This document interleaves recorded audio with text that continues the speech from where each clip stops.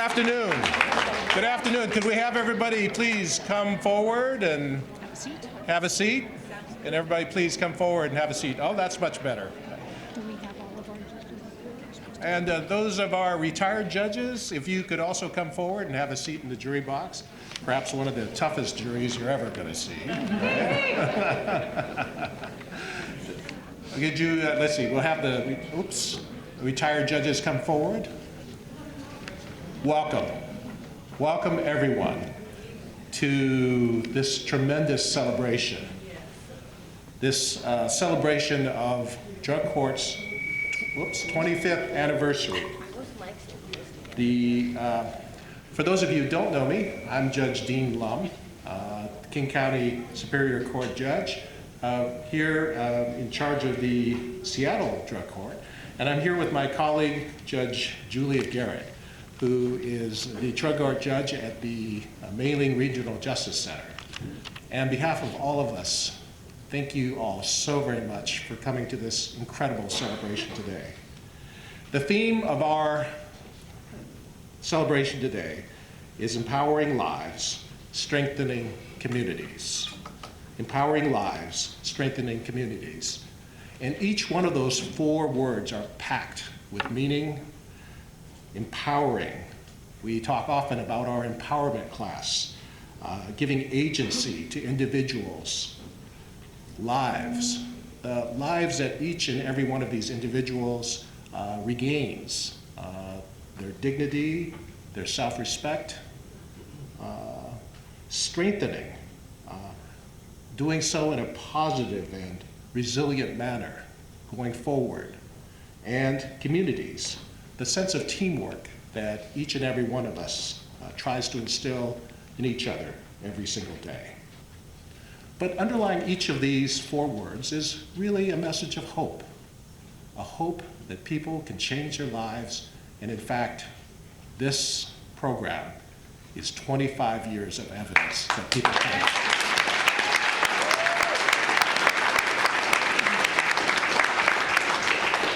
So just a few acknowledgments. First, let's acknowledge our band, the Right Hand Drive.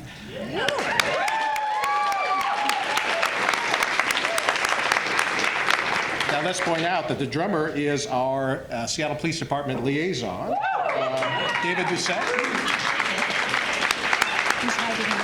And our lead guitarist is former drug court public defender John Drenning. So let's acknowledge some other very special officials, elected officials. We have Senator Manka Dhingra. Senator Dhingra. King County Council member Kathy Lambert.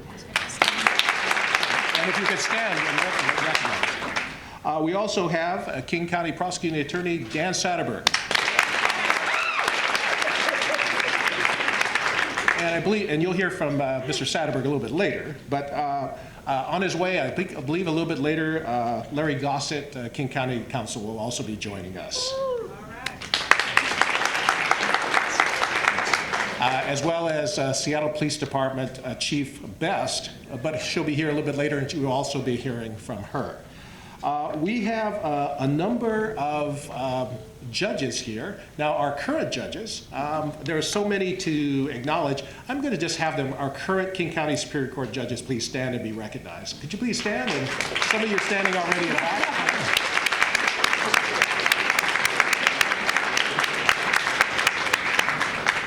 And we have a number of retired judges here, and there's so many. I'm afraid I'm going to miss ones, but please bear with me if I do. But we have with us, and if you could stand to be recognized when I call your name, Judge Inveen.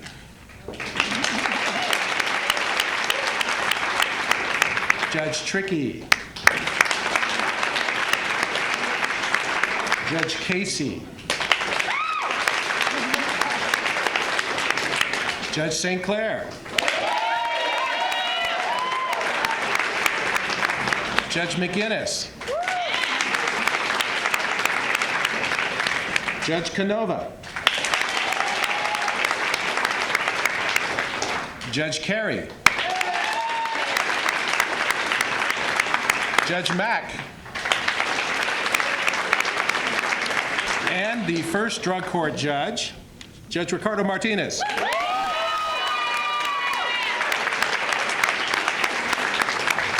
Now, speaking about firsts, the drug court would not be here but for the guidance and leadership of the late King County Prosecuting Attorney Norm Maley.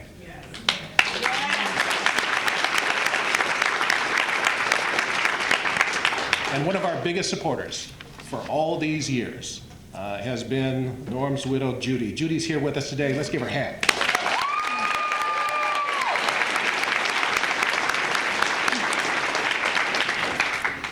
And as we always do with our graduations, we're going to ask that all of our alumni from previous drug court graduations please stand at this time.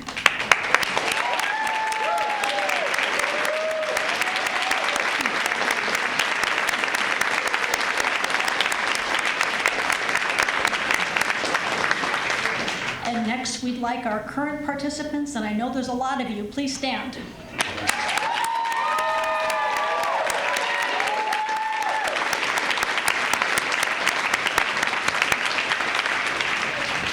And could we have our treatment providers please stand?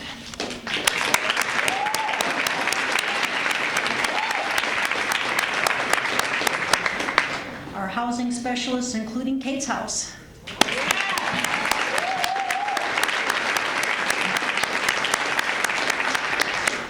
And our drug court staff and attorneys.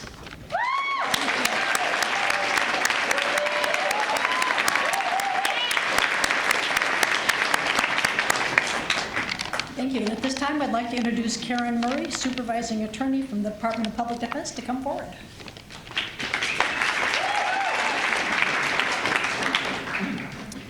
Thank you. Good afternoon. Good afternoon. On behalf of the King County Department of Public Defense, Associated Counsel for the Accused Division, it has been an honor and privilege to be part of the Drug Court Diversion Program family for the past 25 years, and to have had the incredible opportunity to work collaboratively with so many individuals within the criminal justice system and with the various social service and treatment providers. And to say thank you for collaborating with defense throughout these many years to help create this program that would encourage and empower thousands of participants to change the course of their lives because they were willing to challenge themselves by taking the first steps of a sometimes difficult and painful journey. And then realizing that because they decided to put in the hard work, their futures are now filled with endless possibilities. Shortly, we will hear from 5 past and current participants who made the decision to begin their own personal drug diversion court journey. But before I introduce the courageous men and women, there's a quote I would like to share with you that I believe is fitting for this special occasion. This quote is from Joseph B. Worthland, a prominent Utah businessman and religious leader. He stated, "Sometimes we make the process more complicated than we need to. We will never make a journey of 1,000 miles by fretting about how long it will take or how hard it will be. We make the journey by taking each day, step by step, and then repeating it again and again until we reach our destination." So who better to talk about one's journey than the 5 drug diversion court participants who are here today to share their individual journeys with us via the 5 phases of drug court. Without further delay, it is my pleasure and my sheer honor to introduce our first participant, Miss Rose. Please come forward.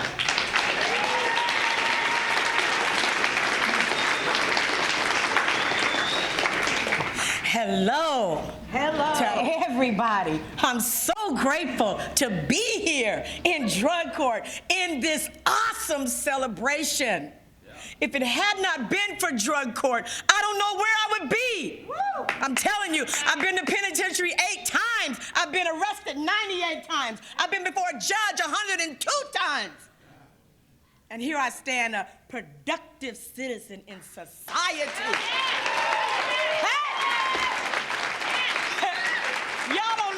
Y'all don't know, but the subject is showing up and being honest.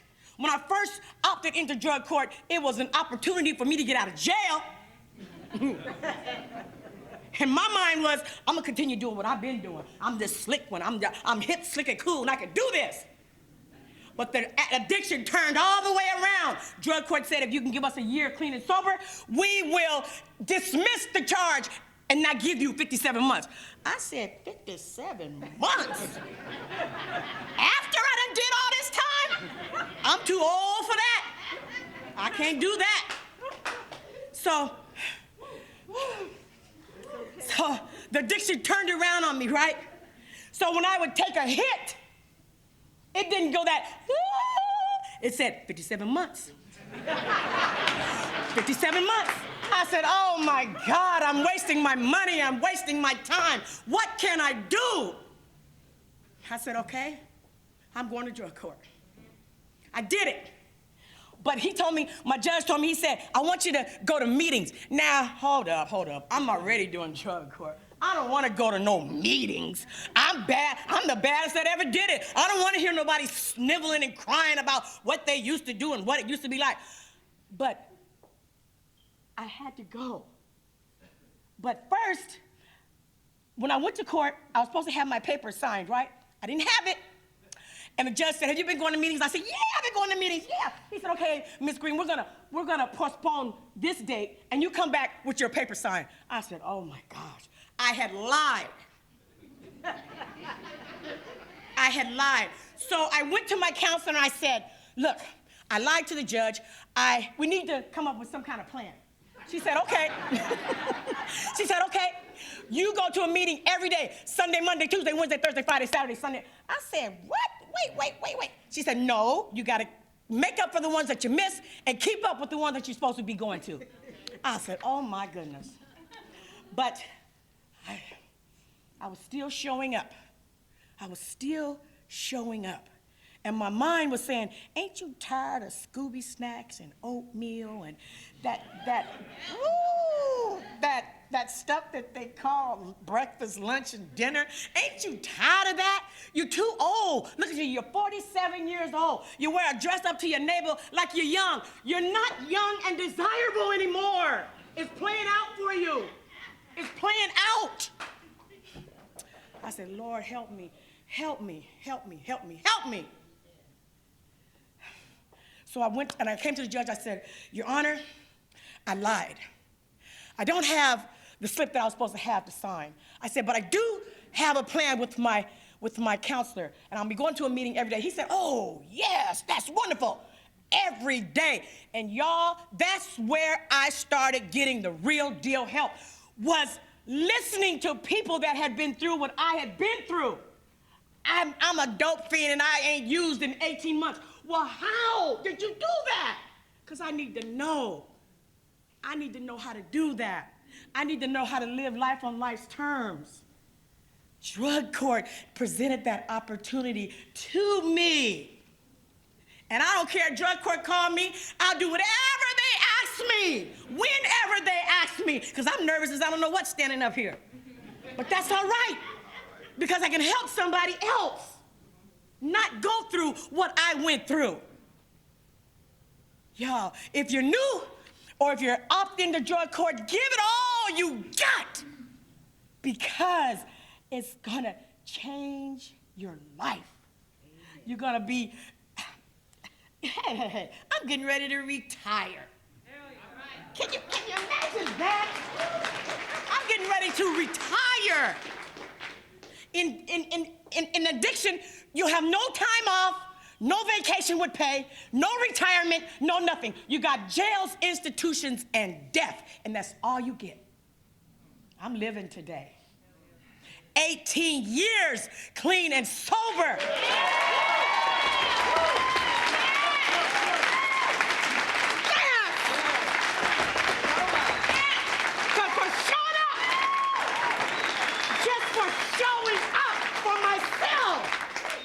Showing up for roles.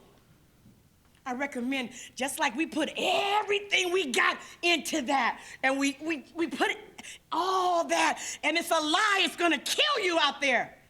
Try something different. It's gonna change your life. I guarantee it. If it can do it for me, you do it for anybody. But you gotta put the work in. It ain't easy. But it's awesome. Life is awesome today. Now here's a video of drug court phase 1. Thank you. You're moving along very nicely through our phases, and I really appreciate the efforts. You've been showing up, really participating. I think that's great. That's fantastic. So phase 1 is show up. Drug diversion court is our goal is to keep people out of jail. I mean, we want to get them out of the system. And we don't want them to come back. We don't expect people to be getting clean. We just expect them to show up where we ask them to show up, be it treatment or court. The expectations are fairly low at that time. It's kind of just saying like, hey, can you get in the door here? Can you get in front of the court? It's basically trying to see, is the program a good fit for the participant and vice versa. They have at least 30 days to try it out. There are a whole bunch of benefits for this program. I was obviously using. I could take the plea deal, get out of jail, and probably be right back in 2 weeks. I was getting nowhere, being homeless, no job, and I just kind of wanted to get back to my old self. I mean, I liked my old self, and I missed him. We are there to help them, and they pick up on that right away. You hear that over and over. The entire drug court team wants them to do better in their lives, wants them to get well, and is there to support them, not to bring them down. What you're trying to get here, what we're trying to offer to people are the tools necessary to disengage from the behaviors or substance use that got them here. Everybody is working really hard. I know. You know, it's trying to be like a program of attraction, you know, that there's more here than meets the eye for sure. I just opted in the Friday before I started work. And then it's like, game on. Game on. This is Ramon. Hello, everybody. My name is Ramon. So I'm just going to talk to you guys a little bit about phase 2 from my experience. When I first got into drug court phase 2, I didn't want to do the program at all. Like, I had no desire to stop using. I was using, you know, and then so I'd come in and, you know, report my use to my case manager, Lizzie, and like when we talked, we tried to identify some triggers.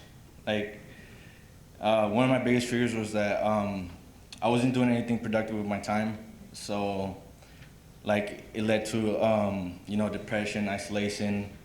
So what I did, I started going to more meetings, you know, sharing at meetings, talking about what I was going through. And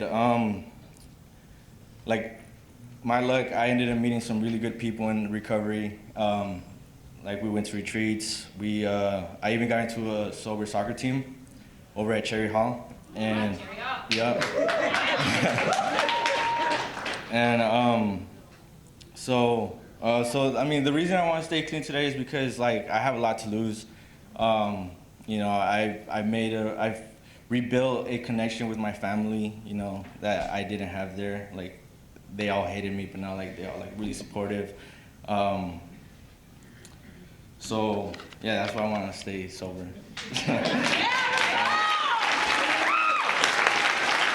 I just didn't want to stop. I mean, I wanted to not be on them, but I didn't want to stop. It was just too hard.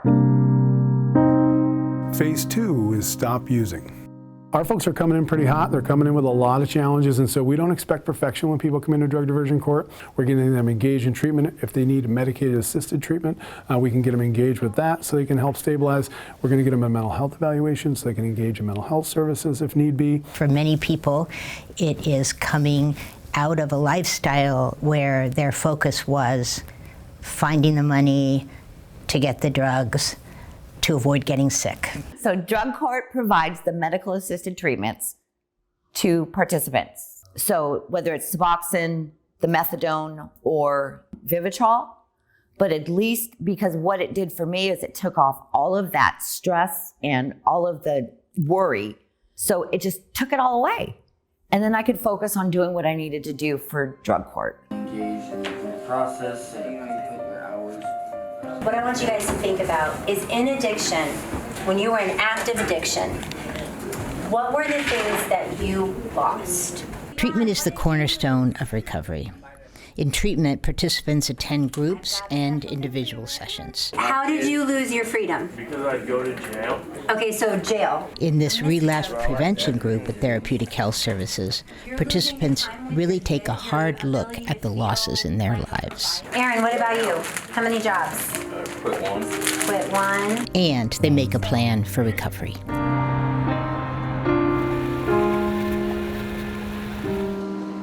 You can't expect someone to get a job, let alone maintain their sobriety while being out on the street. The majority of drug court participants are facing homelessness. We understand the importance of housing to recovery. So we contract with a number of housing agencies in the community. One of those agencies is the YATE program at the YMCA. So it's a housing program specifically for young adults. We have 20 rooms. It was like crucial to where I've come, how far I've come. The structure has like turned it around because, well, on the streets I didn't have anything. I didn't have any structure. I couldn't commit to anything. Now I've been religiously, on time to everything since I've been here, but then, then there's also other people that are my age. There's staff there all the time that I've made very good connections with and come to whenever they're working and be like, it's like, this is what's going on. If I have a problem, they're very willing to help. Everyone here cares about the participants in the program. It's not just another program that, all right, go to your support meeting, go to this, go to that, and then we're gonna give you your certificate. Everybody here really cares. I have a full-time job now, and I'm working, I'm making decent money, doing something I love. I'm a cook. I love making food for people. I'm very, very happy. So you heard phase 1 is show up, right? You heard phase 2, Ramon talked about phase 2, stop using. Now we're going to move on to phase 3 of our program called Manage Recovery. And we're going to, let's see, we're going to hear from Michael.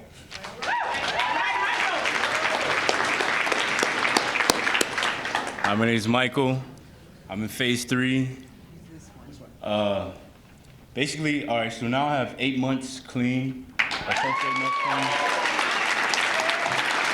And so I was using meth, alcohol, staying on the streets for weeks, staying up for 5 and 6 days, tripping out, picking up stuff off the ground, jumping in garbage cans, just doing all that type of stuff. And it was hard for me to go hours without getting another drug or getting alcohol, and I have close to 8 months, and the things that the drug court provided me was like housing and transportation and education about addiction. Like that connected with the real, like I really wanted to stay clean and change my life, I do other things. And so now I'm experiencing, like they put me in housing, it's like I have my own apartment or whatever. They help me with transportation. I'm going to these classes, getting education about addiction. So, I'm experiencing the connection of those basic resources with my desire to change and stay clean.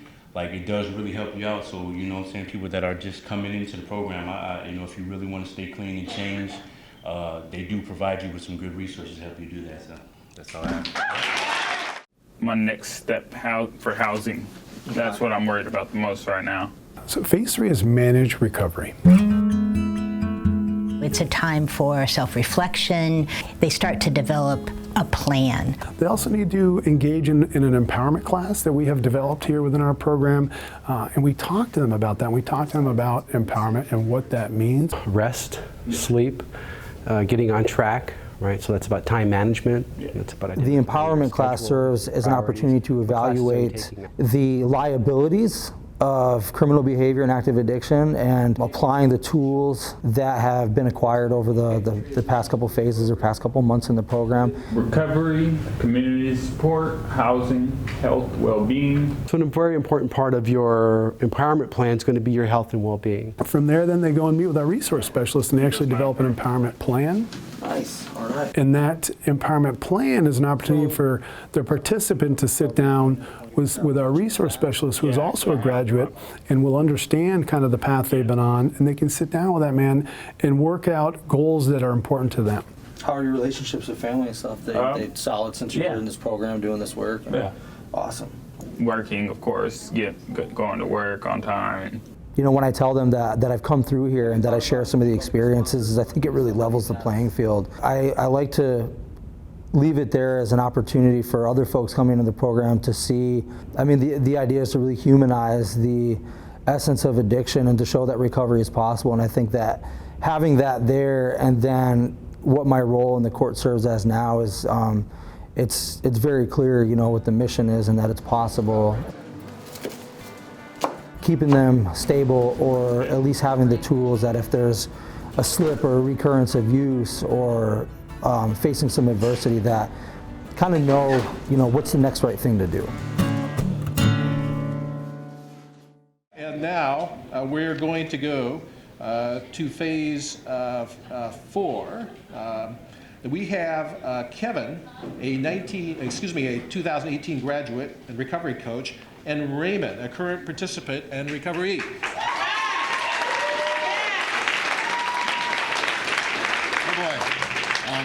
Hi everyone, my name is Kevin. I graduated drug court in January 2018 here in King County, and as of 2 weeks ago I had 3 years clean.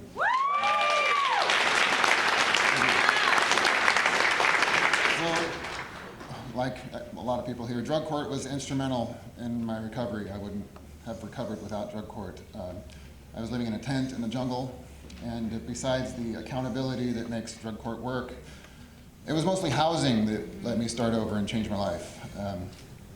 Housing let me focus on plans and goals beyond just graduation of drug court, like what do you do then?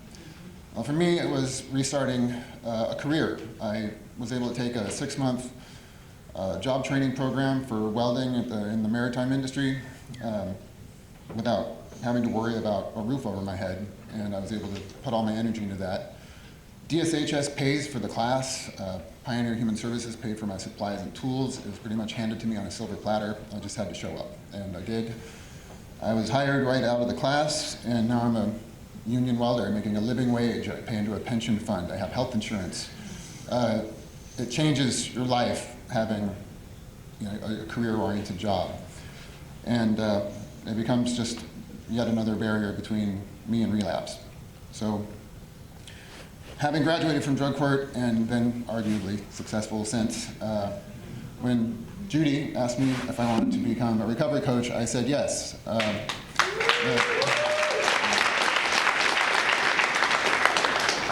The program is a great one. I think if I was a participant today, it would be nice to have someone to talk to who's been through it before. And it's another arrow in my quiver against, toward my own recovery still. So I went through the training. I was assigned recovery, RAYMOND, and here we are. Oh, a side note, if anyone's interested in the program that I took to become a welder, please come talk to me. It's a crazy opportunity. You know?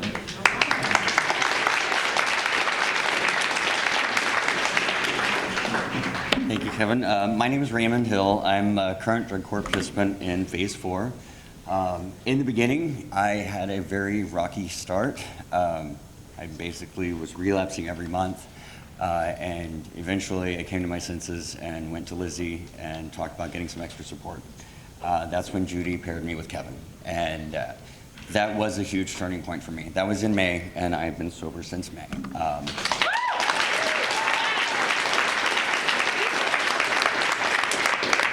In the beginning, drug court was so uncertain for me. I didn't know what I could talk to my treatment providers about. I didn't know what I could talk to the court about. I knew that I needed to show up and to just be honest. But having somebody who had actually completed the program be able to meet with me every week and kind of let me know what was going on, it made everything seem much more attainable, and it shifted my focus from my drug court obligations to my own recovery and my goals for after drug court's done. And I really think that it made all the difference in being able to get to the point where I can actually help other people. And that's been what I've been working on now. I'm a smart recovery facilitator, and I hold meetings at Pure Seattle.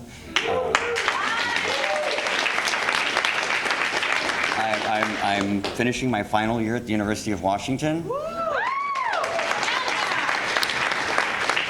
And this weekend, I will actually begin my recovery coach training so that I can do the same thing and help out anyone that needs a recovery coach. Please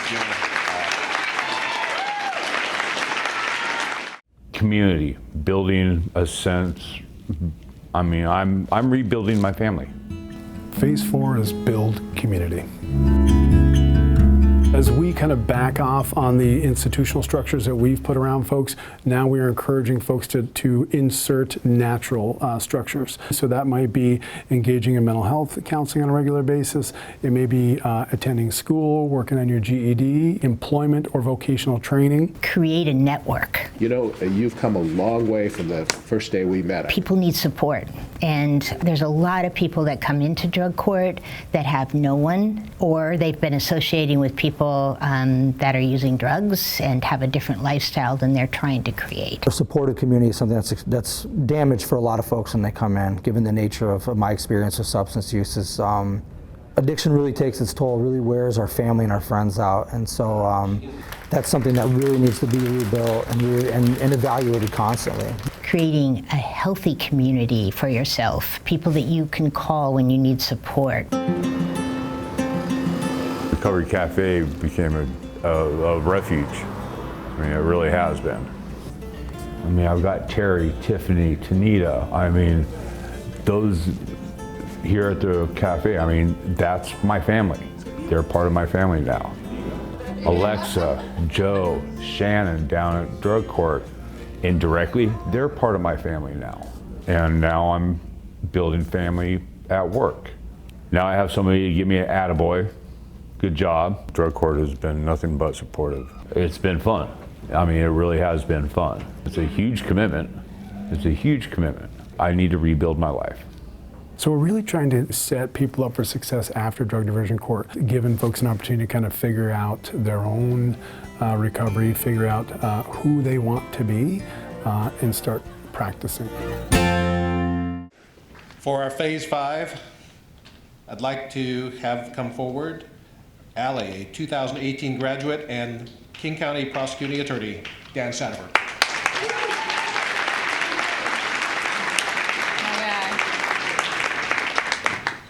So my name's Allie, and I graduated in September of 2018. And I'm excited to be here for the 25th anniversary because this month I celebrated 25 months clean.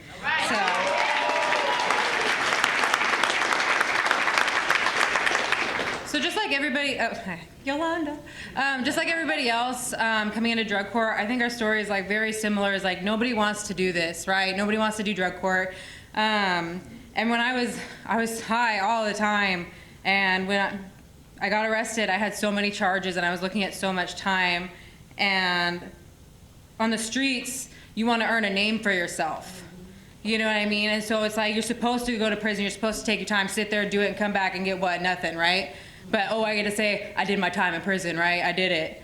And I ended up doing the TRP program, and once I got that meth out of my head and started clearing up, I realized 8 months in drug court comparatively to many, many years in prison, you know, drug court was starting to look a little bit better. And like a lot of us, I decided that I'm gonna do drug court, I'm gonna get I almost swore. I'm gonna get this stuff done as soon as possible, right? And I'm gonna go straight back out and do what I was doing. I'm gonna get back in the game and keep on rolling. I got a free get out of jail card with all this stuff. All these charges are gonna be dismissed, right? And so through TRP, I started realizing that I was gonna do drug court. They got me into a sober living house called Rita's House in Auburn, and that was the key to my success. I would not be standing here today if it was not for that house. The support and the structure I got from the women there, it made the difference. And 1 month before I was supposed to graduate, I started thinking, and I was like, man, like, do I really want to go back out there? Like, I have this really, really comfortable bed, and I haven't had a bed in those 3 years I was out there. My sister was pregnant. I was getting really close with my niece. I'm known as Kaka because she can't pronounce Tia, which is okay. And so I guess looking back, I still think about going back like every single day. I think about using, I think about being on the streets, because some of it, you know, some of it's fun and it's exciting and it's great, but then you look at the other things like the fights,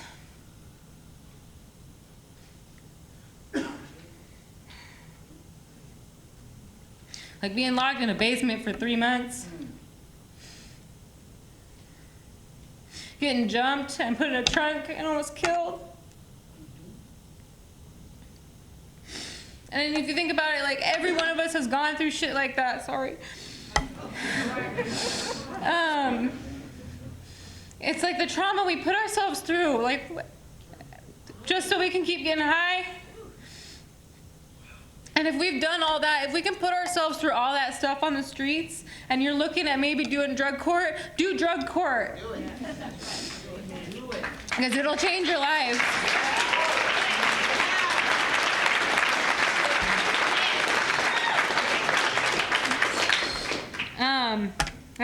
And so now I get to introduce, most of you know him as the King County prosecuting attorney. I personally know him as Coach Dan from the Red Dragon soccer team when I was 7.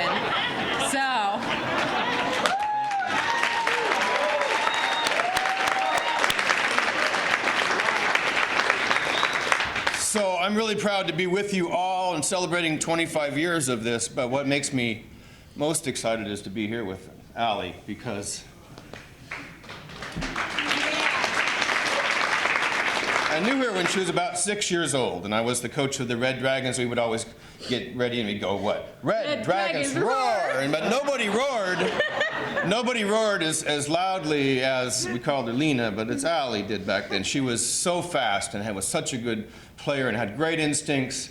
And she had an energy about her. She had an inner light that burned so bright. And so I coached soccer for 6 or 7 years, and she was part of our team, and then I lost track of her, and then about 3 years ago I saw her mom at a concert, and I could see the fear in her eyes that we might lose her. And fortunately, she got arrested. And fortunately, she had the internal, that strength that I saw in her as a 6-year-old came out, and she had the strength and determination to be the best person that she could be. She took advantage of everything that drug court had, and we know that it's still going to be an everyday struggle. It is for all of us. But you've got the strength, you've got the community, you've got a whole bunch of people roaring for you, And now I get to say, so let's say this together. Here's a video of drug court, phase 5.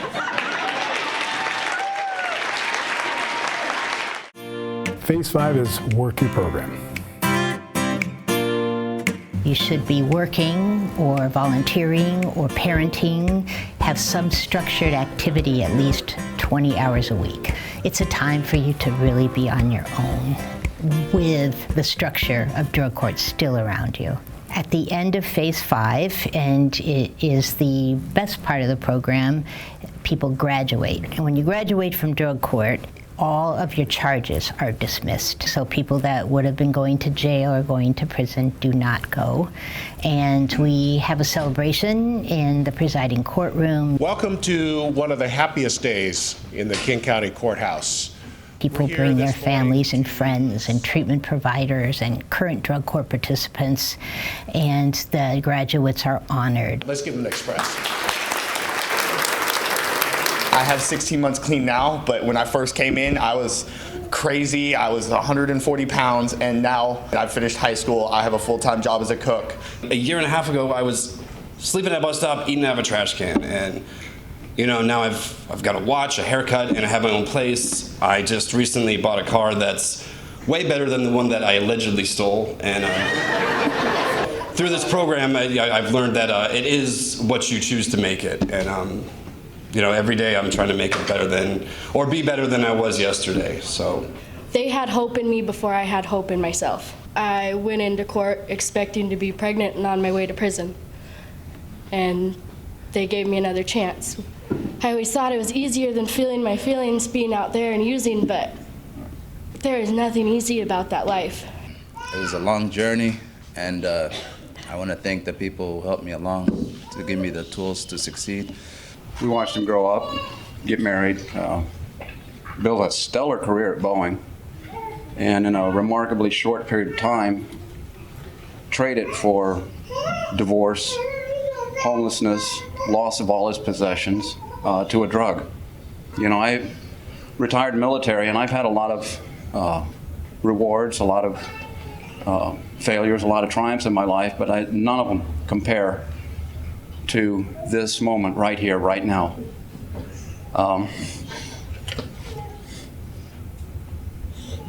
What he's giving me, him, he's back. He made the decision to change the course of his life, and he has accomplished it. During his time in drug court, he's taken AA meetings seriously. He's actually the secretary of his club, but he also spent a lot of time in the past year and a half providing support to his grandparents, his neighbors, and friends that needed him. For the past 5 years, I've hoped and prayed to have my son back that we lost to addiction, and today I can honestly say we have him back, and I thank you for that. When I go to a graduation and I see that people have taken these tools and turned their lives around, and you see children running up to their parents and being a part of it. You see parents so happy that they have their child back. This may have been what prosecuting attorney Norm Mailing envisioned when he launched drug court in 1994. It's an amazing legacy for him and for his family. Every day I get up, I'm excited to come to work, but I know that my experience can stand to serve somebody else, and I believe in this program. This is a huge community effort, you know. This program is so much more than just what happens in this office and in here. It takes the support of the community and belief that this is actually doing something, and so realizing that I'm part of something so much bigger than just what I do when I walk through the doors of this courthouse.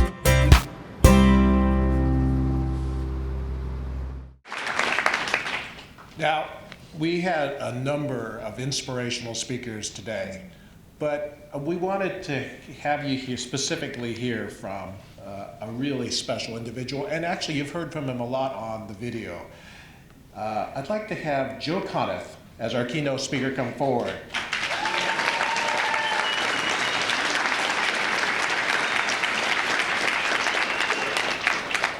As you probably heard, Joe is a 2016 graduate and Therapeutic Health Services Resource Specialist here at Drug Court. Joe. Thank you. All right, how's everybody doing today? This is an honor to be up here, and I just wanted to say hi and thank you to Judge Carey over here. It's about 4 years ago I got to stand up here with you and I got my charges dismissed, so what a turn of events to be able to be here with all of you again, working on this side of the table. So my name is Joe, and I'm a person in long-term recovery from a substance use disorder. What that means to me is that since May 15th, 2015, I haven't found it necessary to use drugs or alcohol to change my relationship to reality.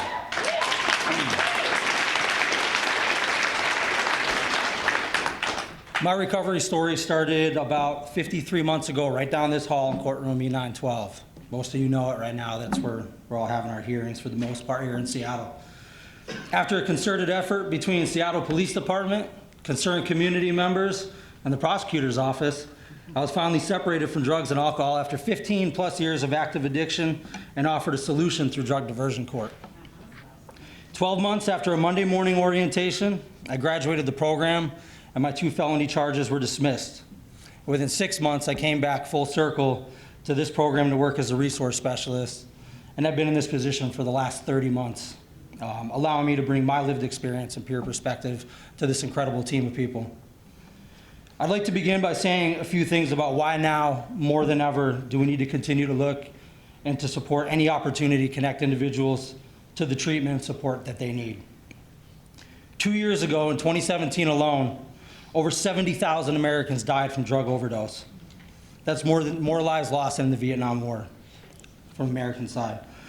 On the same note, every 3 weeks, the death toll associated with substance use disorder claims the same number of lives that were lost in the events of September 11, 2001. Think about that for 1 second. Every 3 weeks, that number of lives, tragedy that big happens. For the last few years, we have witnessed firsthand the damage caused by the prescription opioid epidemic, and we continue to see an alarming rise in methamphetamine use. Opioid-related overdose has become the leading cause of death in Americans under age 50. Addiction and the challenge associated with it are all around us in our cities, our schools, and in our homes, and is the #1 public health crisis our community faces today. It's been said by many in the field that if we want to have a chance at overcoming this battle against addiction, treatment has to be as readily accessible as the drugs that people are using. And not just any treatment. The populations that we intend to serve require culturally specific treatment that can embrace their traditions and their values while also taking into consideration mental health and other personal circumstances.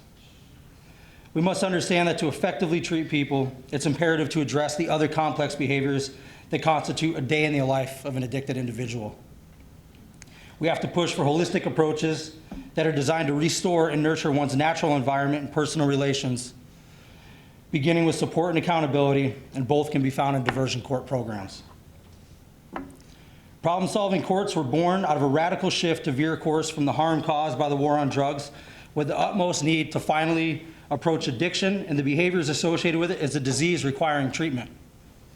This was truly the first step for the legal system in normalizing the existence and effects of addiction in our communities. Put this in tandem with a desire to empower people to make more skillful choices associated with other behaviors, and we have a recipe that addresses 2 areas for concern. We finally saw an intervention that not only took into account the need for public safety, but also moved to reduce extensive involvement of those needing treatment in a system that had historically furthered the problem by replacing the time spent behind bars with time spent engaged in treatment and community building. So today, we are here to celebrate 2.5 decades of a program operating right here in the heart of this city that has continuously grown and transformed through evidence-based practices, county and state support, and most importantly, dedicated staff and service providers. Many of you are here today, and I thank you for coming.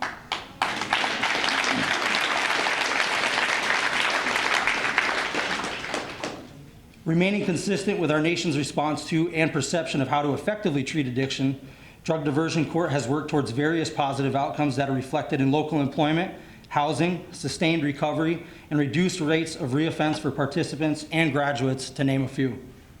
Just as the nature of the disease of addiction is progressive, so is the evolution of this drug court. As property crimes in King County have raised recent public concern, the eligibility criteria has broadened to accept more property crimes, including residential burglary, ensuring we are still reaching the population that could benefit most from this structure and access to the treatment available. When I got my ticket into this program, as a participant, I was completely beaten down by my addiction. By ticket, I mean my felony charges. I was living out of doors and already on warrant for another case. I'd been selling drugs to support my habit. I was engaged in all of the behaviors that come with full-blown addiction and sacrifice of everything worthwhile in my life. I did not possess the ability to show up as a parent. I was a thief, and I was bankrupt in all departments, from my pockets to my morality. For the 16 years leading up to my final arrest, addiction had sucked the life out of me, and I left a wake of destruction from Massachusetts to Washington in the process.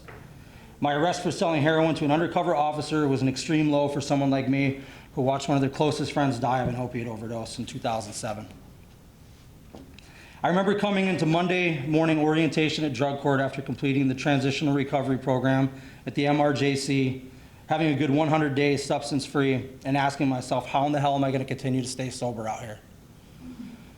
My previous experiences showed me that when I get released back out here onto 3rd Avenue, for the life of me, I can't recall how awful it was living out there, getting arrested, spending a week or two in withdrawal and custody, and I would resign myself to that same exact cycle over and over again. But here's the difference. Those other times I was released, I was never given tools to go along with the paper stating my next court hearing. This particular Monday, though, I left drug court services on the 9th floor with Medicaid, a treatment intake date, money ordered to replace my ID, resources for clothes, and some bus tickets. All of that under one roof. And I was told I could come by at any time for help to the office and check in and get assistance. Not bad for someone who'd been trespassed from most of the retail outlets in the downtown corridor, not allowed in to use a bathroom because of a fear I might overdose or because I appear homeless. That was me. Drug court was the last house on the block that had worn out my welcome everywhere else. This is a program that, just like anything else out there, 12-step included, required that I take suggestions to get different results, and they work if we work them. It is designed for the individual to lean into it with everything they've got and learn to advocate for the best version of themselves. The best version of me is one that is free from needing to serve drugs and alcohol above everything I truly love in this life. Outside of medications associated with the recovery process, this program also required that it be abstinent.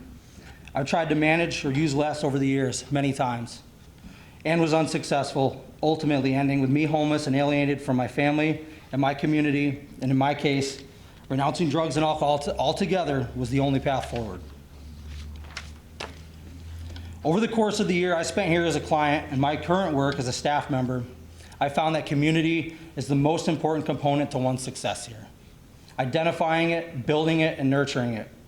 There's a whole community of people out there in the streets, in the alleys, and in the motels up on Aurora Avenue that will gladly welcome me back, but that community isn't conducive to my success and my growth potential. It doesn't mean that I completely disregard them, though. But it does mean that when an addict like myself comes into a program like this, sets clear boundaries, gets on their feet, and finds recovery, we have a better chance of helping those still out there by establishing our right to freedom from a life of addiction and harmful behavior and reaffirming our role in the larger community. Those roles look like some of our current participants doing work in this field at the Downtown Emergency Service Center, alumni as chemical dependency professionals and recovery coaches or peer counselors. This program's outcomes and successes extend far beyond felony dismissals and recovery. It's everything that comes after initially breaking the cycle of addiction and incarceration that our communities really see the benefit. Hire an addict in recovery or a retired drug dealer that's turned it around. You've never seen anybody work harder, and I guarantee it.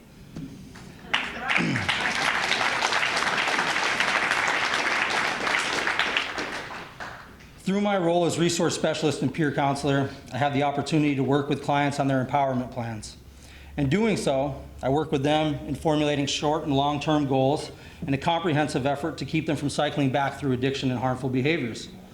It really is amazing to hear someone come in for the first time and say that they got their driver's license back, their first job, or their first job on the books, or are scheduling visits with their children for the first time in months or even years for some of us. All of this happens here in King County Drug Diversion Court. And it begins with the process of accountability laid out over the course of the program, engaging in intensive outpatient, being present for hearings and calling in for UAs. And going through the MRT workbook steps and working with a sponsor, I personally learned about how my actions and self-centeredness created resentment and difficulty in my life, fueling my behaviors. I now understand that in order for me to reveal who it was I wanted to become, I had to uncover a lot about the person I no longer wanted to be. Drug court helped me discover the value of punctuality through compliance, not just for my benefit, but because healthy relationships are built on my value in the time of others, beginning with treatment providers and staff, my friends and family, and eventually how I spend my time. And when I trusted the process and gave honesty and willingness to this program, I received trust back from the team. It was permitted to leave the state to visit my dying father in California. Let me be clear when I say that no other program here in this city was cultivating the conditions for me to make that trip to California. I couldn't and wouldn't have made that trip if I were still using out on 3rd Avenue. I absolutely needed the court to have expectations of me because through my addiction, I continued to lower the bar on my self-worth and abilities. Today, though I'm extremely proud and honored to work within this program, it's not my only great success. I've become a leader in the recovery advocacy community, affecting change with reach far beyond King County in collaboration with incredible people with stories very similar to mine, just like many of you in this room. And we are making a difference and impact on how we reduce stigma, mobilize recovery to fight addiction, and help others. I have a solid relationship with my daughter, a wonderful partner that's here today, and family members, and I'm a homeowner today. I've discovered a passion for writing on the topics of addiction, recovery, and spirituality, working towards publishing a memoir. All of these are rooted in the fact that I choose to share my experience and recover out loud today.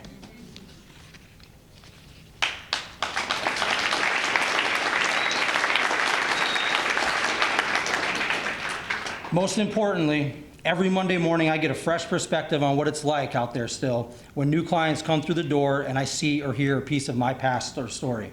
I always mention to them that drug court asked me to do a lot of things, but never anything quite as absurd as drugs and alcohol had already asked of me. For that, I'm truly grateful to this program and the process of recovery for allowing me to experience 2 lives in 1 lifetime. Thank you.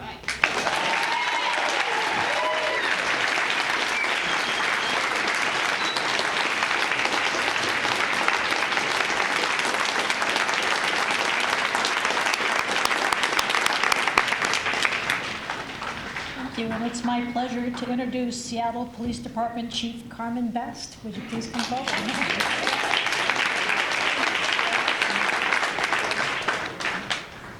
That is a tough act to follow, but I am absolutely honored and thrilled to be here at Drug Court today. You know, Joe Conniff, where'd he go? Where's Joe? There you are. I mean, you pretty much said it all. You listed all the staggering figures and facts about methamphetamine and opioid use and all the things that we're dealing with and that many of you are dealing with before you went through drug court. But before I go there, I just want to say how honored I am to be with all these esteemed judges and colleagues, these wonderful folks who are truly dedicated to the success of all of you. You know, the Seattle Police Department has been dedicated to this collaboration for a very, very long time. We really have worked with the King County Drug Court in full effort. We recognize the importance and the value of partnership and the importance of having drug court as a resource in our community. And I was watching that really wonderful video earlier with the 5 phases. And a couple of things, I just took some notes that really stood out to me that I absolutely believe in and were so critical. The first thing, that treatment is the cornerstone of recovery. And then it goes on to say recovery is possible. You have to know that you can do it. And then the part about building community and relationships, I gotta tell you, I'm sure many of you know it, but everything is about relationships. The relationships that you develop with people, the way that people invest in one another, that is the only way any of us, at any point in our lives, is gonna be successful, because no one is successful on their own. So I thought that was really key and a really important thing to mention. And then the fact that, you know, everyone is dealing with some sort of trauma. And there has to be a way that we invest and help people to get over whatever trauma they are experiencing. Allie, your story, you know, brought tears to my eyes and tears to Coach Dan's eyes. But you know, we all know that people experience trauma and how important it is that we recognize that and find ways to deal with trauma. You know, we really believe in our department in harm reduction, and we believe in alternatives to incarceration. And I'm really proud of the Seattle Police Department's continued work in collaboration with Drug Court. I know we have our own detective here, Dave Doucette. What's really interesting about this is when I was a lieutenant in narcotics, we were going out working with all these, all the drug issues that we had in the city at the time. Dave was one of our best narcotics detectives out there. And so it was really a change in it when he said he was going to go work in Drug Court. But he's been there now, how many years, Tim? 9 years. 9 years in drug court, working every day. So kudos to you for that.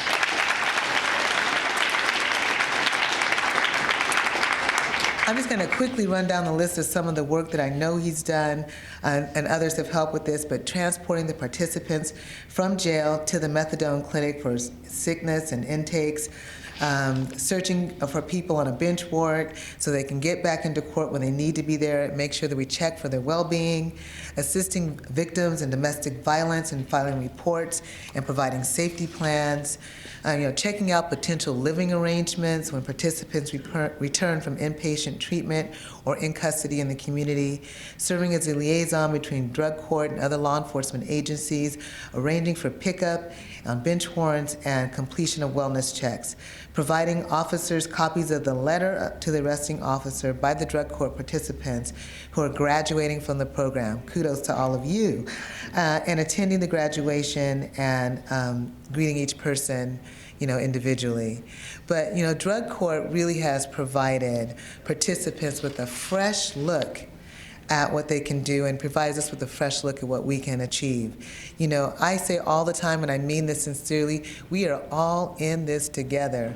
One community trying hard, each one of us in our own way every day to make a success of where we are. And there are absolutely no throwaway people. Absolutely none. Right?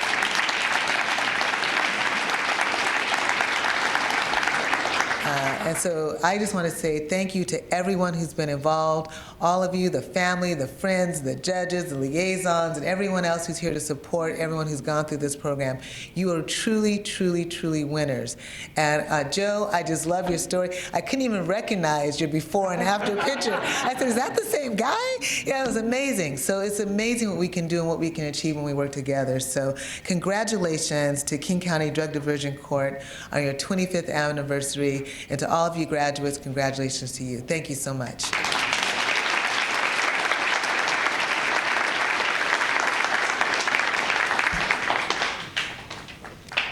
And now for a special surprise, Mary's going to get us. I present to you recently retired Judge Laura Indevine and several friends.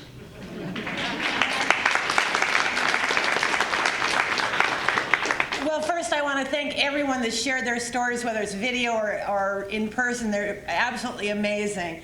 But in addition to this, drug court doesn't happen just magically. There's a lot of work that goes into drug court behind the scenes. There's some incredible public servants here in the room that have contributed to that, but I can think of no greater public servant than Mary Taylor, our drug diversion.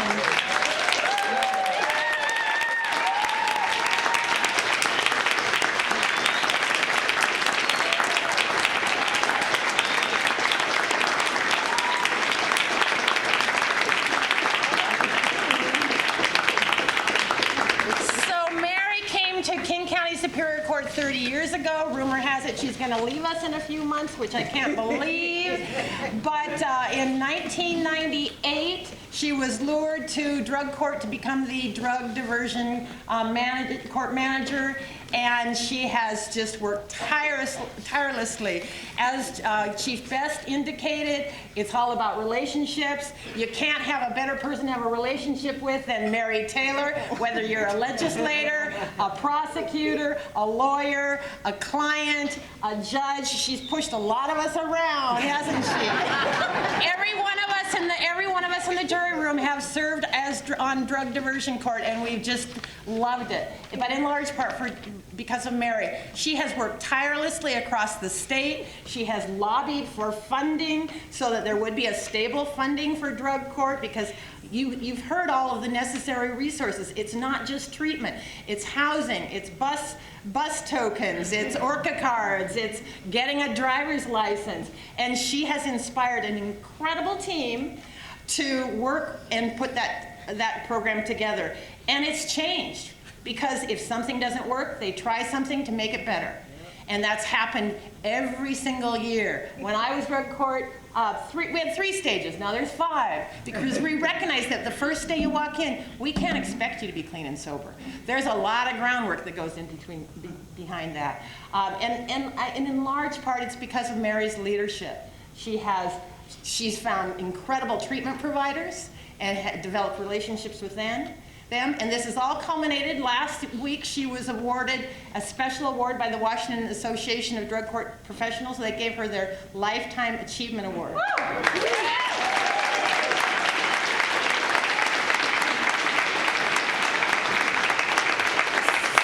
On behalf of your, as you call them, your bosses and your former drug court judges, we have a gift for you, as well as the drug court staff have an amazing piece of art that was developed by one of the case managers, Shannon Thomas, to present to you.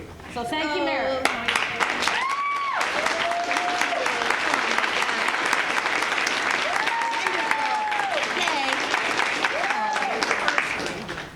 Okay, I'm just going to say thank you. But, you know, like look around me. Look at the people that I've been working with. I'm so lucky. It's going to be a hard place to leave here in a few months, but how lucky I have been. That's all I can say. And all these judges, I like to call them my judges. They're my, where's my judge? And they have all been my judges. And that means that I got to know them. I got to push them around a little bit. Well, yeah, some of them I pushed around more than others, but anyway. Okay, I'll pay for this later. Yeah. Anyway, so it's been a wonderful experience, and I'm just so proud of all of the graduates and the current participants. We can do this thing. Yeah. We can do it. Yeah. Okay. Thank you, Dan. Thank you, Dan. Okay. All righty. Thank you, everyone. This is great. Thanks, Barb. Well, okay. Well, I think I'm probably going to take it with me. Or yeah, I'll take it this way. Thank you. All right, it is my pleasure at this time to introduce Councilmember Kathy Lambert to read the Drug Court Proclamation from the King County Executive and the Metropolitan King County Council.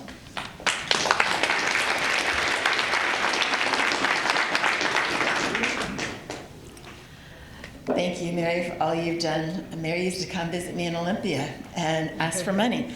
Little did I know that I would be seeing this so much later on. So it's a pleasure to be here and celebrate your 25th year with you. This is very exciting. What I heard today is courage, and a lot of it. This is not easy work. Life is not easy, but it's courage that gets you through. I heard gratefulness, I heard hope, and I heard happiness, and that's really exciting. For those of you who are in the program or may someday be in the program, I don't know who all's in the room, you just heard the recipe to happiness. And you know, the recipe's pretty much the same for all of us. We may put a little spice here and a little spice there that's different, but pretty much it's the same steps for all of us. So I want to tell you the 5 steps I heard from the 5 of you. So here's step number 1 for Rose, with no enthusiasm, of course. That was great, Rose. If that was bottled, we would be on the moon and back very quick. What I heard from you, Rose, was live life on life's terms. Because sometimes life's easy, and sometimes it's not. But I've also found when it hasn't been easy, that I've learned a lot. And sometimes those lessons have helped me in ways I never dreamed. Try it, it's awesome. Thank you, Rose. Ramon, there's lots of important things in life that are hard. But doing it, if it makes you healthy and have a better relationship for your family, it's worth it. My Marine friend would say, push on through. So I'm glad you pushed on through.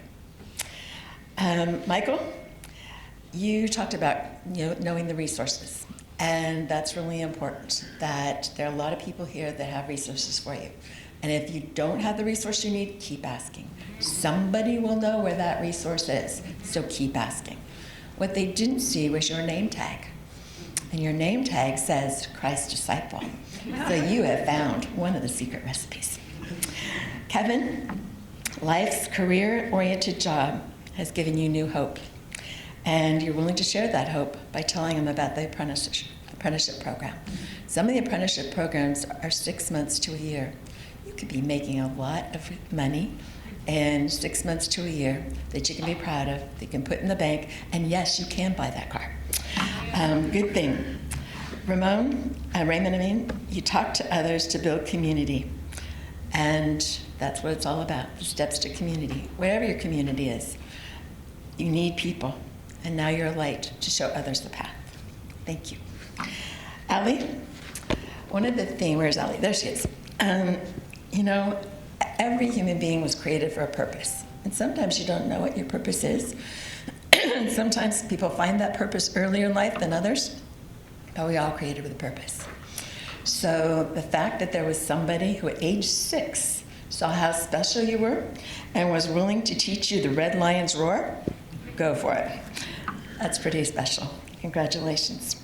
Joe, you have lots of gifts. And you showed us that honesty, trust, community, family, recovery, goals, and the permission to be happy. Those are all pretty important. We see a lot of people who've made this happen too. All of you having the courage and the faith to work on hard, to push on through. But also the people like Mary and all these judges. I try not to push them around, so you're more courageous, Mary. However, they do know they have to come talk to me about the budget. So, anyway, all really good people. And one of the people that started this program was our very own prosecutor, Norm Mailing. And if you haven't been to the second floor to see his picture, it's worth seeing. And one of the things Norm used to always say is that we that work in this courthouse are the face of justice. And I think about that every day. We are the face of justice. So know that we care about you. We're not just here because it's a job. We're here mostly because we care. So I think that's important. Judge Ricardo Martinez, thank you for being such an important part of making this happen and having vision. When you start a new program around here, it's not always easy because there's lots of naysayers. I know that for a fact. But you know what? If you push on through, you'll have some really good things happening in your life. I love seeing the lives and the opportunities that are being made for the people in the drug diversion court.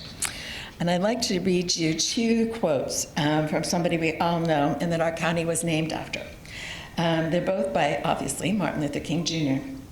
First one is, "The time is always right to do what is right." The time is always right to do what is right. So when you're tempted, think about the time is always right to do what is right. And the other one that I wanted to read you is, "Faith is taking the first step even when you don't see the whole staircase." So recovery could be read that way too. Recovery is taking the first step even when you don't see the staircase. So with that, I'd like to read the proclamation. This proclamation is from the executive and every member of the King County Council. And what it says is, whereas the mission of the King County Court Diversion is to ensure community safety and empower participants to rebuild their lives by combining the resources of the criminal justice system, substance abuse and treatment, and other community service providers. And whereas we now celebrate the 25th anniversary, whereas Norm Mailing and as King County prosecutor and Judge Ricardo Martinez, then a King County Superior Court judge, were the forces behind the creation of the model and were instrumental in its continuing successes. And then there were lots more after that. Whereas King County Executive and Council members have recognized the value of this program since its inception and have significantly increased their support. Whereas successful completion of the program results in the dismissal of felony charges. And since the program's inception, there has been 2,569 graduates. Wow. That is a lot.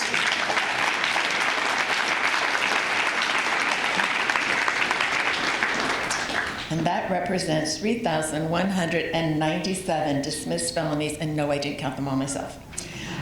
Whereas in July 2013, the analysis of drug court participation in Washington State found that crime reduction translated into a net benefit of $22,000 per participant, or a $4 return for every $1 that was invested, a 4-to-1 ratio. Pretty amazing.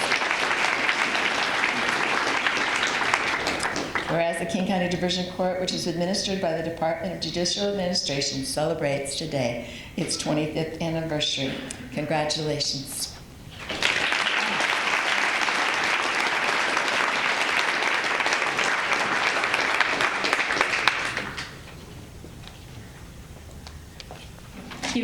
close to the end of our program, and I've got the dubious honor of having a few of the closing comments.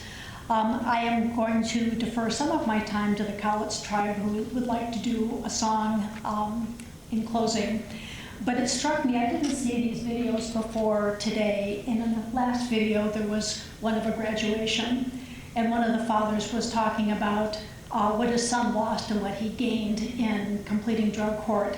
And what it didn't show in that video was at the end he turned to Judge Lum and me and said, "Thank you for saving my son." And what I said at that point in closing comments, and what I'd say today, is we're an important part, but we're this much of an important part.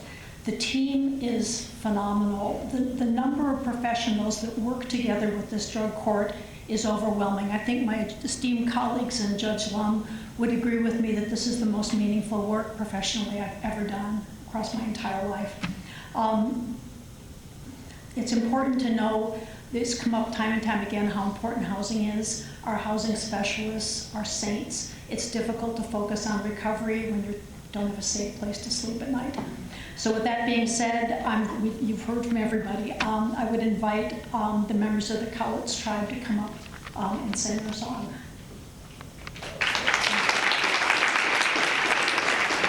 My name is Brett Salmon. I'm a provider at Cowlitz Tribal Health in Tukwila. And we ask that Mary and Tom come up for a moment, please.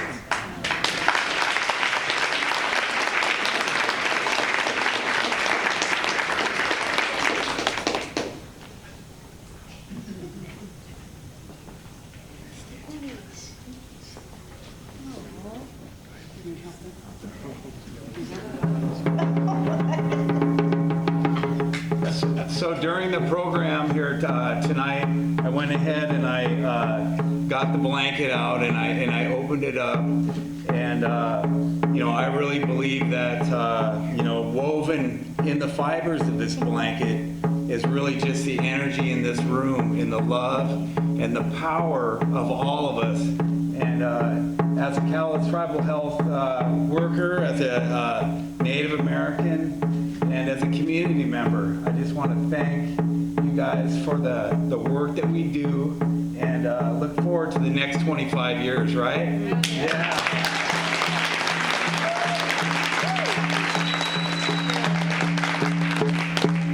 This is an honor song for you. I myself have 31 years sober and clean.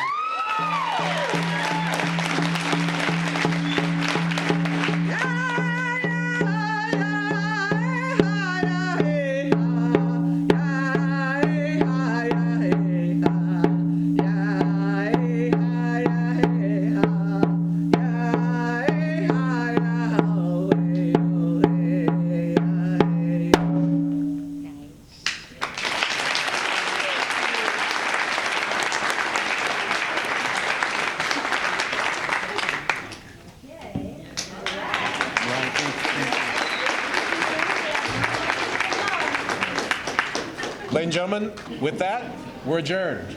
Thank you for coming.